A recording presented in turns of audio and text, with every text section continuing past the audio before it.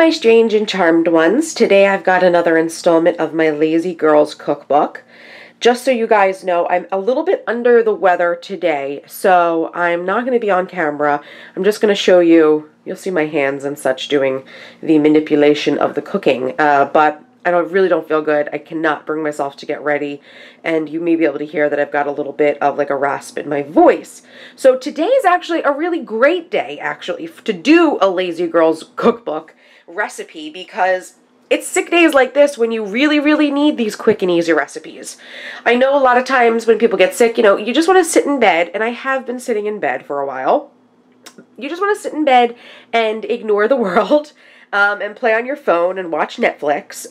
But if you have a family, if you've got responsibilities, you know the world doesn't stop. So it's days like this where having these recipes, these Lazy Girl recipes, are really crucial. So today's Lazy Girl recipe is actually going to be a cranberry pulled pork.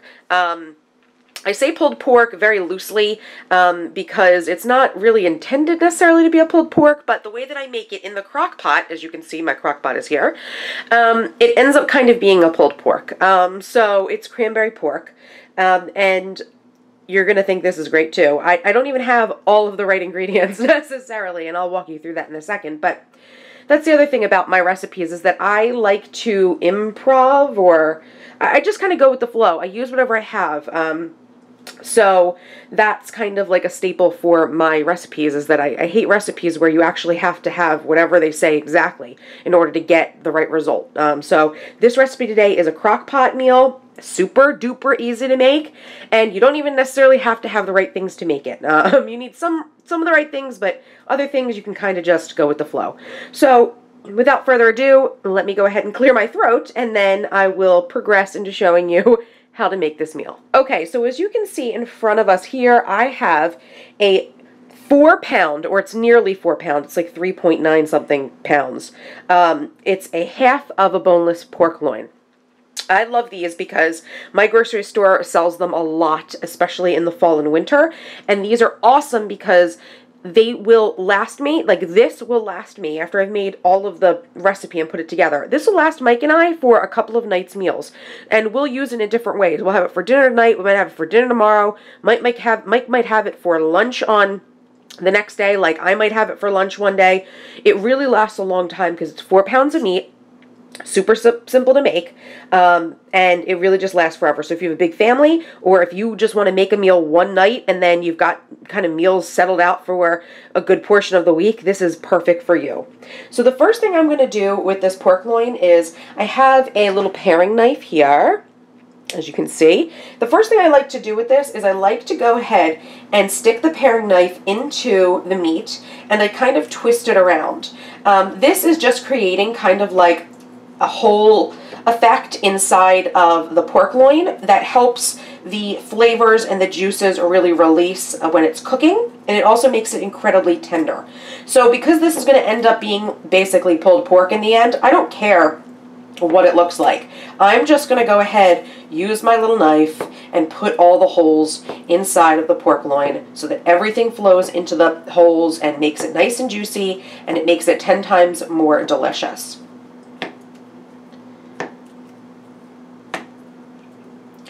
Okay, so that's done. So what do I do next? I'm just going to go ahead and put this inside of my crock pot. Nothing fancy. Okay, so after a quick little hand washing, because I just handled raw pork, I'm going to start adding in the additional ingredients. The first thing I have to put inside of the crock pot with my pork is just 1 packet of onion soup mix. This is just like a generic kind from my grocery store.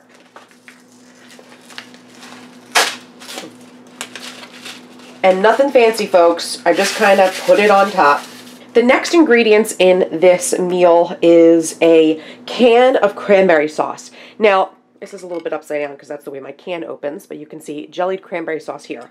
This is not actually the right ingredient to use. Technically, for this recipe, you're supposed to use the whole berry cranberry sauce, not the jellied, but I couldn't find the whole cranberries. Sometimes my grocery store doesn't stock it, so I am just going to use this jellied cranberry sauce. I've used it before. I know it works, and it pretty much ends up being the exact same meal at the end. So I'm just going to go ahead and kind of spoon this in. And I like to kind of chop it up a little bit so I can kind of get it on multiple pieces on top of the pork and around the pork.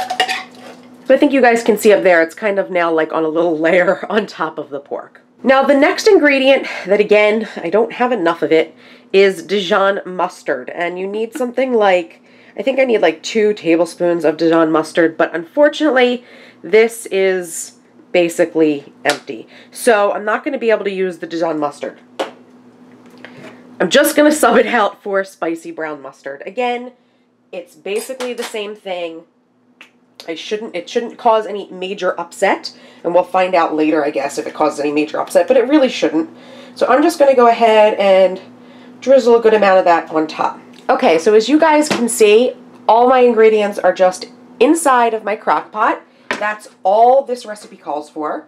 So all that's really left to do is put my lid on my crock pot and put it on high. And I just leave this sitting out on my countertop, and it is around noon right now, and by the time Mike comes home from work and we sit down to have dinner, it'll be about 6, maybe 7 o'clock, and this should be ready. So I will update you guys once this is ready, let you guys see how it turns out. Okay guys, I just went to check on my pork that is going in the crock pot, and it's been a couple of hours. It's been about 4 hours, I think, since I started this. And what I like to do at this point is I like to kind of go in with, like, I don't know, like a metal spatula thing, and start breaking the meat up if it's ready to be broken up. Now, right now, it's not like really well done. It's not like falling apart, but I just like to go in and kind of just test it out. And see there, I was actually able to make it through there in that section.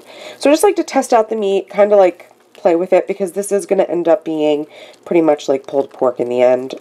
It's going to be very piecey.